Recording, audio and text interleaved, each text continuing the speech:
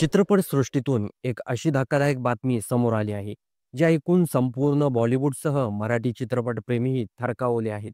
नागराज मंजुळे यांच्या दिग्दर्शनाखालील झुंड या चित्रपटात बॉलिवूड महानायक अमिताभ बच्चन यांच्यासोबत स्क्रीन शेअर करणारा अभिनेता प्रियांशू क्षेत्रीय, ज्याला सगळे प्रेमाने बाबू छत्री म्हणून ओळखतात, त्याची नागपूरमध्ये निर्घृण हत्या करण्यात आली आहे. झुंडमध्ये आपल्या वास्तववादी अभिनयाने सर्वांचं लक्ष वेधून घेणारा हा तरुण अभिनेता अल्पावधीत सर्वांच्या चर्चेत आला होता. पण मात्र आता त्याचं नाव एका भयंकर घटनेत जोडलं गेलं आहे, तेही त्याच्या स्वतःच्या मृत्यूच्या स्वरूपात. ही हत्या इतकी निर्दयी आणि अमानुष पद्धतीनं करण्यात आली आहे की नागपूर शहर पूर्ण हादरलं आहे. ही संपूर्ण घटना नागपूरच्या नारा परिसरात घडली आहे. 32 वर्षीय प्रियांशू क्षत्रिय उर्फ बाबू छत्री हा मेकोकोसाबाग परिसरात राहत होता. काही काळापासून त्याचा वावर स्थानिक गुन्हेगारांमध्ये वाढला होता. तो स्वतः गुन्हेगारी वर्तुळातील काही लोकांच्या संगतीत राहत असल्याची माहिती पोलिसांकडे आधीपासूनच होती. त्याच्यावरही चोरी, मारहाण आणि काही किरकोळ गुन्ह्यांचे आरोप होते. दुसरीकडे आरोपी ध्रुव लालबहादूर साही हा उत्तर नागपूरच्या नारा परिसरातील रहिवासी असून त्याचीही गुन्हेगारी पार्श्वभूमीचा इतिहास आहे. दोघांमध्ये ओळख होती. दोघे काही काळापासून एकाच ग्रुपमध्ये मिसळून राहत होते. पण हीच ओळख नंतर द्वेषात बदलली आणि अखेर त्या रागाने एका जीवाचा अंत केला. स्थानिक सूत्रांच्या माहितीनुसार काही दिवसापासून ध्रुव आणि प्रियांशू यांच्यात काही वाद सुरू होते. पैशावरून आणि काही स्थानिक गुन्हेगारी व्यवहारावरून. दोघांमध्ये काही व्यवस्थित सुरू नव्हतं. घटनेच्या दिवशी म्हणजे 7 ऑक्टोबरच्या रात्री दोघे पुन्हा एकदा एका छोट्या गल्लीत भेटले. दोघेही नशेच्या अवस्थेत असल्याचं सांगितलं जात आहे. सुरुवातीला वाद हा केवळ तोंडी भांडणापुरता मर्यादित होता, पण काही काळातच ध्रुवाचा राग अनावर झाला.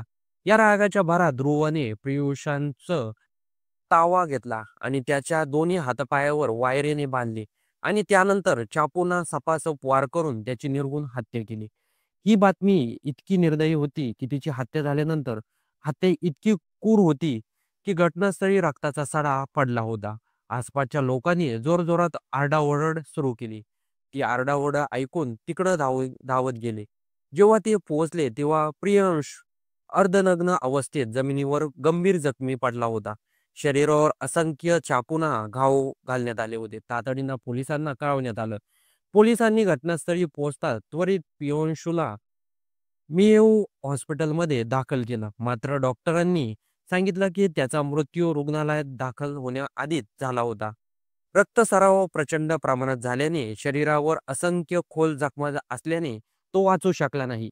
पोलिसांनी या प्रकरणाची चौकशी सुरू केली आहे आणि केवळ काही तासातच आरोपी ध्रुव लालबहादूर शाहूला अटक करण्यात आली आहे. चौकशीत ध्रुवने हत्या केल्याची कबुली दिल्याचं सांगितलं जात आहे. पोलिसांच्या रेकॉर्डनुसार प्रियांशू आणि ध्रुव दोघांवरही चोरी, मारहाण आणि लहान मोठे गुन्हे दाखल होत आहे. दोघेही स्थानिक पातळीवर काही गैरकृत्यामध्ये सामील असल्याची शंका पोलिसांनी पूर्वीच घेतली होती. दोघांच्या टोळीमध्ये काही दिवसापासून वाद सुरू होता. मात्र या वादाचा शेवट इतक्या क्रूर पद्धतीनं होईल हा कोणालाही अपेक्षित नव्हता. झुंड हा चित्रपटामुळे बाबू छत्री म्हणजे प्रियांशू क्षत्रिय याचं नाव राज्यभरात गाजलं होतं. नागराज मंजुळे यांनी सैराटनंतर झुंडमधून पुन्हा एकदा समाजातील युवकांच्या संघर्षाला पडद्याआड आणलं होतं.